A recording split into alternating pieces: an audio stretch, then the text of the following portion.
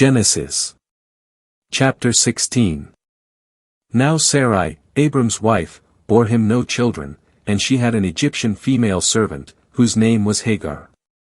And Sarai said to Abram, Because Jehovah has prevented me from bearing, please go into my female servant, perhaps I will obtain children by her. And Abram listened to the voice of Sarai. So after Abram had dwelt 10 years in the land of Canaan, Sarai, Abram's wife, took Hagar the Egyptian, her female servant, and gave her to Abram her husband to be a wife. And he went into Hagar, and she conceived, and when she saw that she had conceived, her mistress was despised in her eyes.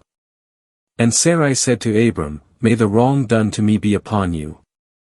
I gave my female servant into your bosom, and when she saw that she had conceived, I was despised in her eyes. May Jehovah judge between me and you. And Abram said to Sarai, Your female servant is now in your hand, do to her what is good in your eyes. So Sarai dealt harshly with her, and she fled from before her. And the angel of Jehovah found her by a spring of water in the wilderness, by the spring on the way to Shur.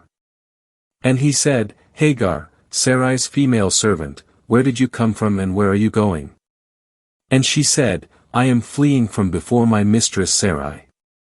And the angel of Jehovah said to her, Return to your mistress, and submit yourself under her hands. And the angel of Jehovah said to her, I will greatly multiply your seed so that it will not be counted for multitude. And the angel of Jehovah said to her, You have now conceived and will bear a son, and you shall call his name Ishmael, because Jehovah has heard of your affliction. And he will be a wild ass of a man, his hand will be against everyone, and everyone's hand, against him, and he will settle down opposite all his brothers. And she called the name of Jehovah who spoke to her, You are a God who reveals himself, for she said, Do I even remain here after he has revealed himself to me? Therefore the well was called Beer-lahai-roi, there it is, between Kadesh and Bered. And Hagar bore Abram a son, and Abram called the name of his son, whom Hagar bore, Ishmael. And Abram was 86 years old when Hagar bore Ishmael to Abram. Genesis. Chapter 17. And when Abram was 99 years old, Jehovah appeared to Abram and said to him, I am the all-sufficient God, walk before me, and be perfect. And I will make my covenant between me and you, and I will multiply you exceedingly. And Abram fell on his face, and God talked with him, saying, As for me, this is my covenant with you, and you shall become the father of a multitude of nations. Your name shall no longer be called Abram, but your name shall be Abraham, for I have made you the father of a multitude of nations. And I will make you exceedingly fruitful, and I will make nations of you, and kings will come forth from you. And I will establish my covenant between me and you and your seed after you throughout their generations for an everlasting covenant, to be God to you and to your seed after you. And I will give to you and to your seed after you the land of your sojournings, all the land of Canaan, for an everlasting possession, and I will be their God. And God said to Abraham, And as for you, you shall keep my covenant, you and your seed after you throughout their generations. This is my covenant, which you shall keep, between me and you and your seed after you, every male among you shall be circumcised. And you shall be circumcised in the flesh of your foreskin, and it shall be a sign of a covenant between me and you. And he who is 8 days old shall be circumcised among you, every male throughout your generations, he who is born in the house or bought with money from any foreigner who is not of your seed.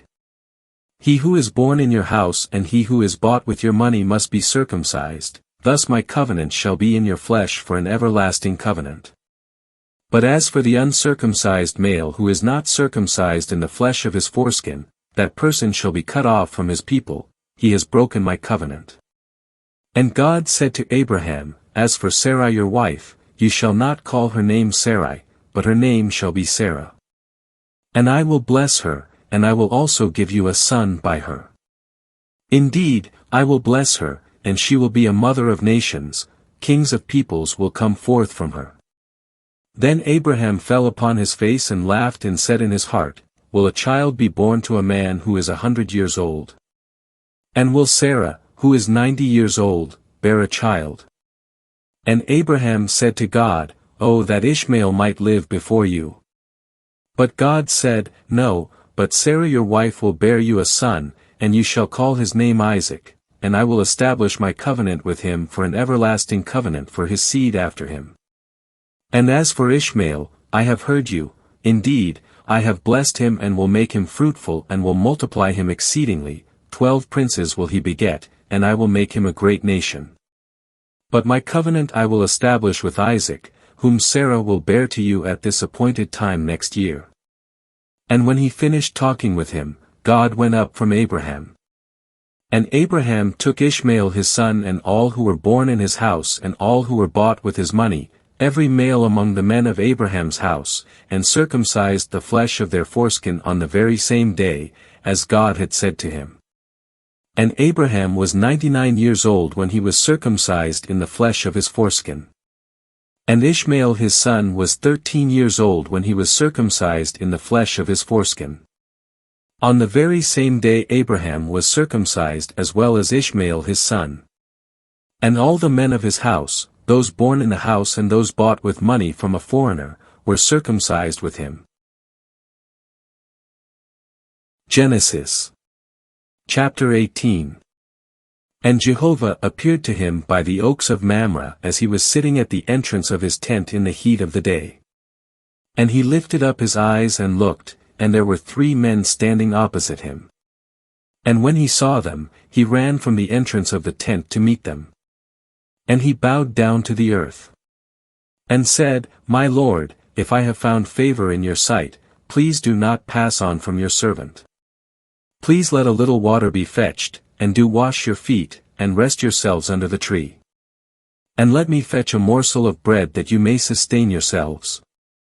After that you may pass on, since you have come to your servant. So they said, Do as you have said. And Abraham hurried into the tent to Sarah and said, Quickly prepare 3 measures of fine flour, knead it, and make cakes. And Abraham ran to the herd and took a calf, tender and good, and gave it to the servant, and he hurried to prepare it.